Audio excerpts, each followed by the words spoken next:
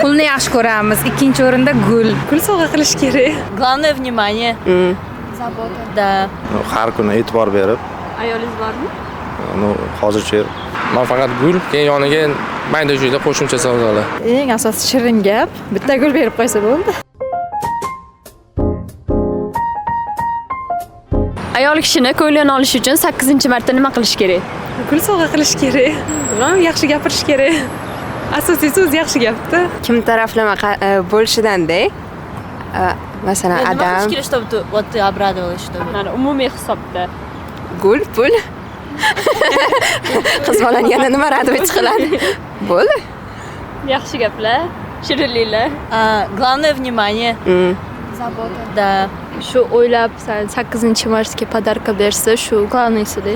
Ha, o'zi 8-mart kutish kerak emas, ham avvalambor o'sha har kuni o'sha kunora bo'lsa ham, ayolini o'zini yoki yaxshi ko'rgan qizini bo'lsa ham, ikki oshiqni so'z yoki gul bilan bo'lsa ham ko'nglosi bo'ladi bemalol. Endi umuman olganda ayol kishini ko'nglini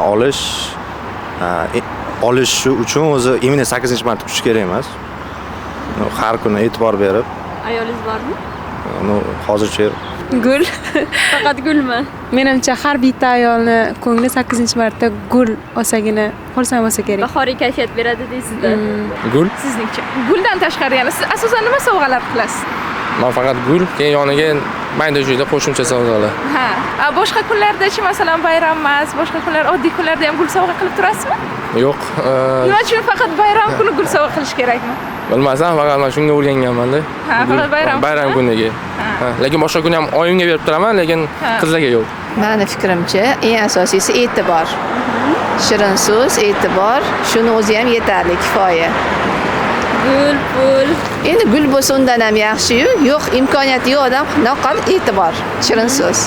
8-martga endi ko'p narsaga e'tibor bergan bo'lardim. Asosan e'tibor, haqiqiy, keyin bir buket chiroyli gul.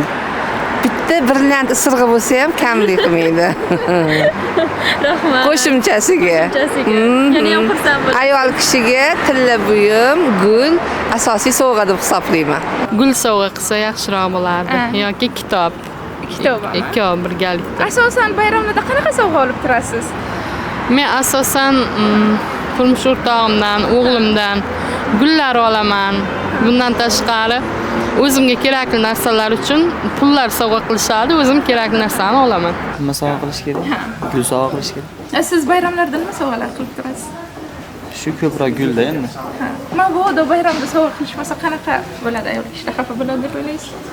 Biroq bayramda sovg'a qilmasdan qolganmi? Shunaqa vaziyat bo'lganmi sizda? Bo'lgan, lekin ular to'g'ri kutishadi, lekin xafa bo'lishmaydi deb o'ylayman. Qo'shiq aytib bera olasizmi? 8-marta bo'ldi.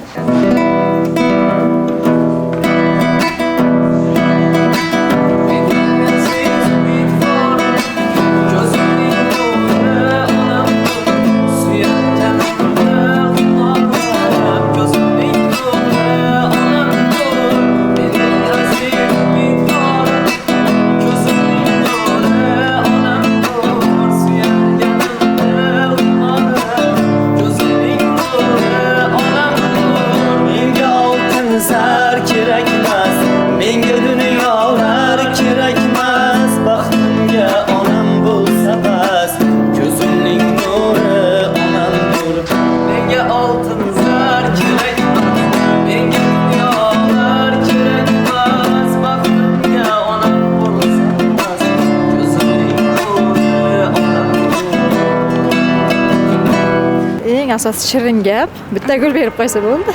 Asosan qanaqa sovg'alar olib turasiz bayramda? Nima sovg'a qilishadi? Ko'proq endi gul berishadi. Farzandlarim gul berishadi. Ha, farzandlaringiz. Farzandlarim, o'g'illarim. 8-martga ayollarni xursand qilish uchun nima sovg'a berish kerak? Albatta pul. Pulni yaxshi ko'ramiz. Ikkinchi o'rinda gul. Xo'jayinizdan hech so'rab o'ylab ko'rganmisiz uy so'rash haqida? Albatta yo'q, chunki uyim bor, Xudoga shukr.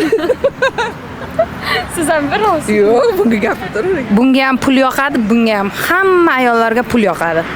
Keyin gul. Keyin gul.